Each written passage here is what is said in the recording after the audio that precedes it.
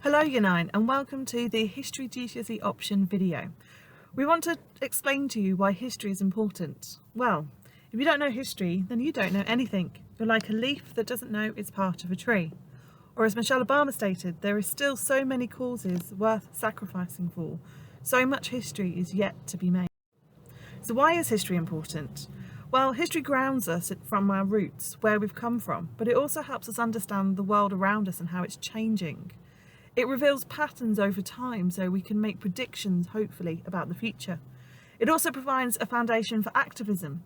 The Black Lives Matter protests that took place last summer were very much influenced by the lessons that were taught within history. History makes us a lot more empathetic. It helps us to walk in somebody else's shoes and see things from their point of view. And it allows us to become leaders. In fact, the most common degree amongst MPs in the House of Parliament is a history degree, with over 15% of all MPs trained as historians. So the skills and potential jobs that it offers you is quite wide-ranging as well. History is really relevant as many world leaders use history to promote certain ideals and values from the past.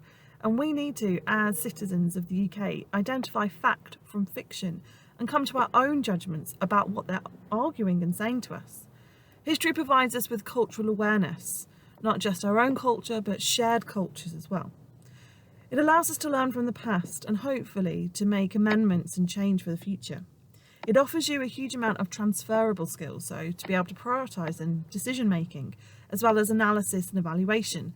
And these are used in multiple jobs. As you can see, you've got historian at the top, but you've also got journalist, editor, doctor, lawyer, heritage manager. All of these types of jobs really rely on somebody being an independent thinker and asking challenging questions, having an inquisitive mind, being able to think critically and logically. So history will allow you to improve your writing skills, but also your reading skills as well. Ultimately, history is about teaching students to be argumentative, but the difference is you'll actually be teaching you how to win the argument. So some of the questions that we ask over the GCSE course are quite important as they link to issues that are around us today. So when we study conflict and tension, we're looking at what happened at the end of one war, how it could actually cause a second war. For the Elizabethan unit, we're looking at how a woman successfully ruled England in the 16th century when it was very much a man's world. In medicine and health, we're looking at how scientific discovery or war could have had the biggest impact on improving medicine, and that's obviously quite important as we're currently living through a pandemic. And finally, the fourth topic is looking at Germany, and we ask questions obviously about leaders, but we also ask questions about what it was like for ordinary people living in Nazi Germany and how it was and what their experiences were like.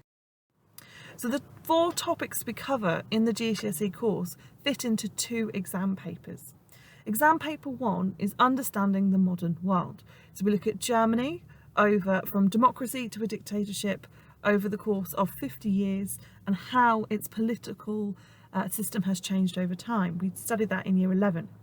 We look at conflict and tension, so the interwar period, so the time at the end of World War I to the cause of World War II. We'll be revising this again in year 11.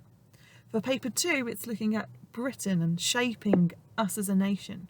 So the first unit is looking at Britain, health and the people. We look at medicine over 1,000 years, how we've improved and how sometimes we've regressed over time.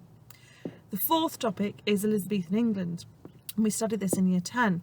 And we're looking at life in Elizabethan England, the politics, the society, but we also have a historical environment section where we'll be visiting a historical environment and taking you on a trip there. Both exam papers are 2 hours long.